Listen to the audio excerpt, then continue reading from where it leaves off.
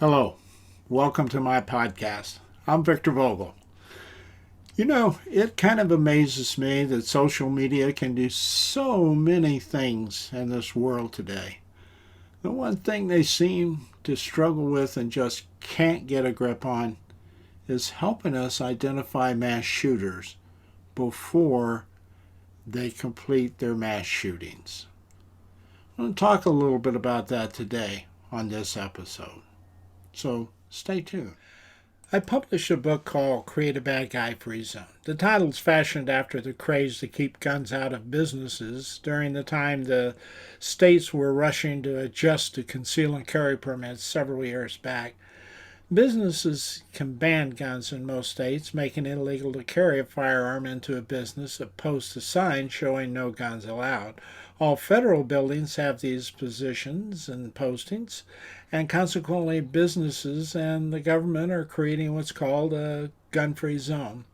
That led me to think, why not create a criminal free zone, which I shortened to Create a Bad Guy Free Zone for my book. As I pursued this, I realized that to accomplish this, people had to accept a new paradigm about crime, and especially violent crime. The current trend is a self defense philosophy that assumes an attack, and you have to defend against that attack. The current law enforcement model focuses on capturing criminals. Law enforcement is ill equipped and staffed to protect people from criminal acts. There's not enough law enforcement. Consequently, they stop very few mass shootings, even though their response time has improved dramatically. Over the last 20 years, mass shootings have become frequent.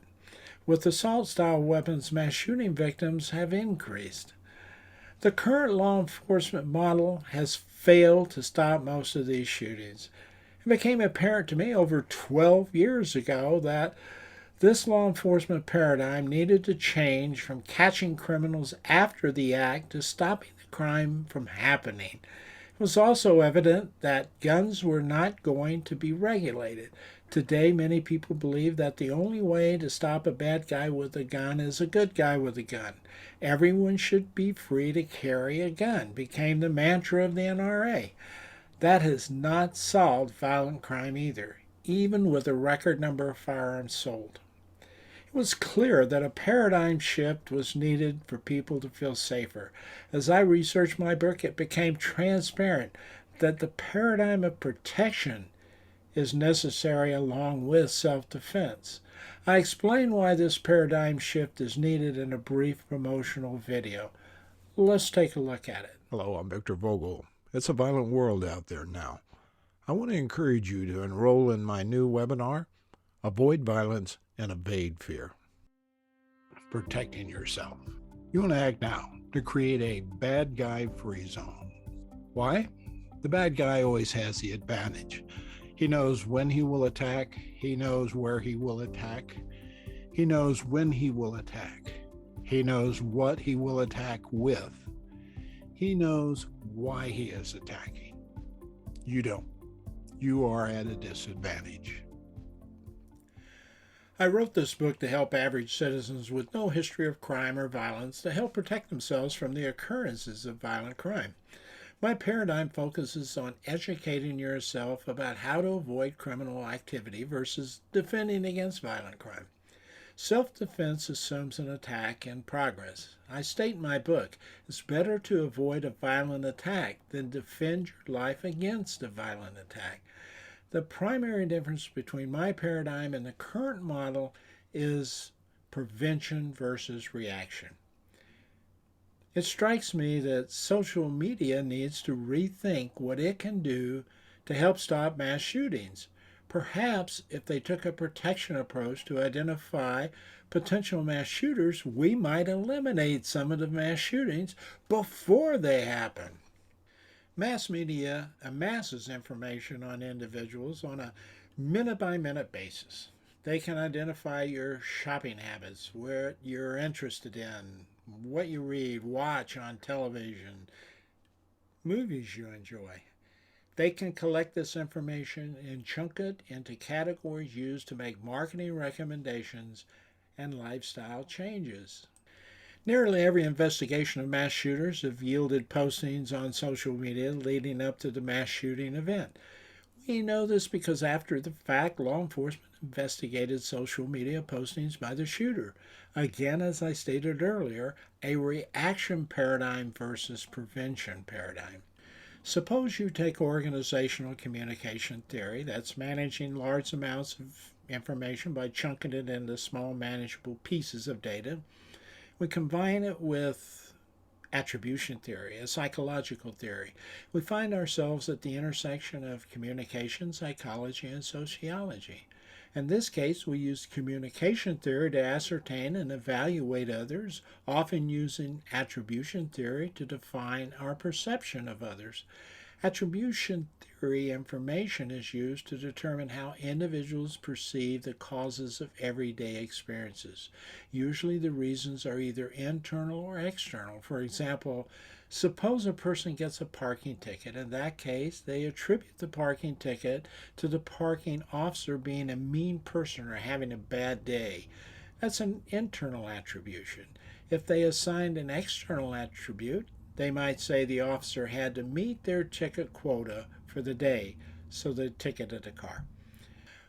When algorithms collect all the information to assign us to categories, they use words or keystrokes. They convert those into computer language and program it to establish categories and send us those notices on Facebook offering a product we search for on the internet. All of your data is being bought and shared across thousands of users. From your language, they can determine and define a lot of information about you and your habits. There's no reason why social media companies could not define internal and external attribution towards things like violence from your posts or your likes or your followings or videos or whatever. Social media could make agencies aware of the potential mass shootings by working with law enforcement and psychologists. Freedom of speech is a fundamental right. However, the right to free speech is a right, not a guarantee without exclusions. Like all the constitutional rights, it comes with guardrails. The primary red line for rights is the general welfare of others. You cannot say something that will potentially harm another person. A lie is protected under free speech unless you lie under oath. Then that right becomes perjury. In this case, social media's responsibility is to establish algorithms that monitor, collect, categorize, and assess data related to attributable thinking, personality disorders, criminal behavior, tendencies of violence. Then distribute this data to law enforcement for review, action, and based on the current state, federal laws, they will act on it. Will mistakes be made? You're sure they will, but there are checks and balances to accommodate errors. The primary goal is to find and prevent mass shooters from carrying out their mission of a mass shooting. A program like this focuses on protection, not self-defense. It protects the unarmed, harmless citizens against being slaughtered at the hands of a radicalized domestic terrorist. In a previous podcast, Social Media Paradox, I point out social media is a two-edged sword, both good and evil. In this case, they could use social media as a force to stop the evil of hatred and violence. It is time for them to rise to the occasion and implement programs to help identify, categorize, and report potential mass shooters. Profit should not be in this equation. Enacting and monitoring a program to deter mass shooters is the right thing to do. Congress needs to pass laws to collect this information through social media and the appropriate agencies. So, where do we come in as a citizen? Like social media, we need to educate ourselves on the signs of people who could commit a mass shooting. We need to alert law enforcement and agencies to any suspicious behavior. Next, we need to hold people accountable for recognizing such behavior and failing to report it regardless of the reason. Communication leads to information to help identify mass shooters before they have the opportunity to end innocent lives.